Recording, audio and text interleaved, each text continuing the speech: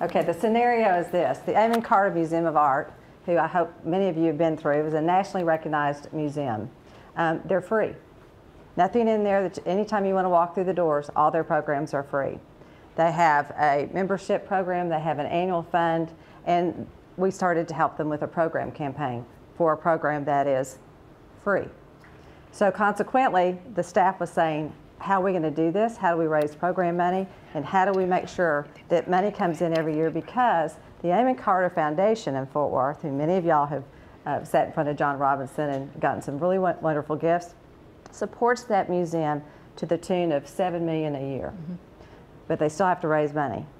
So how do you go in, ask people to give money to a free program and not devastate that annual giving that they had and get major gifts?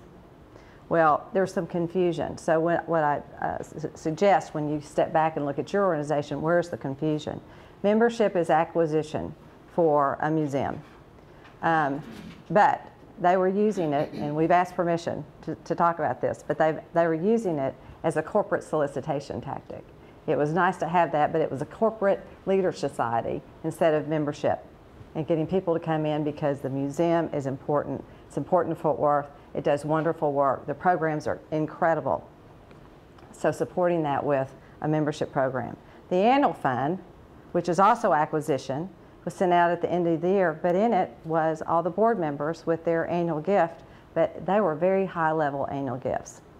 And so there's confusion because the annual fund was being not used for operations, but major gifts. So you have to go in and at the end of the year analyze your annual gift activity.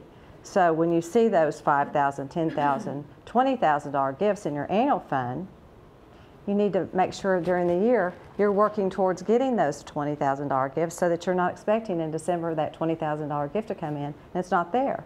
It really is a major gift, but you've been sliding it under the cover here as an annual gift. It is an annual gift, but approach it as a major gift. When you do that, then all of a sudden you're starting to work the folks that are important in the annual fund and the membership that you want to start renewing.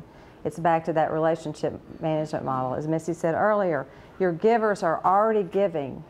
Your acquisition is direct mail and those things, but if you're not going through and looking through your base and trying to find the folks that you're going to move up into your major gifts and the $1,000, then you're really not working your acquisition annual fund major gift strategies correctly. And so at the end of the time that we've spent with the Amon Carter, and we're still fortunately working with them on their program campaign, they've revamped their annual fund. They went in, they analyzed the folks that are given $1,000 a year, and guess what? The strategy at the end of the year was peer-to-peer solicitation, making sure that now they're in the queue for relationship management. They're making stronger contact with them throughout the year. It's not an end-of-the-year appeal. You get it in the mail and hope that check comes in. Their membership program has been restructured. It's not a corporate giving society anymore. It's truly acquisition. And yes, the museum is free, and there may not be benefits of getting a free parking pass, but there are other things that we could offer, and that membership program is clearer now, competitive with the other fine museums in the Fort Worth area and Dallas area, and now a way to start bringing folks into the queue and moving them up through the pyramid. So you have to go back and really look through through the folks that are coming through the sweet spots in the charts and the analysis. It would help you in the long run figure out who you need to go to next.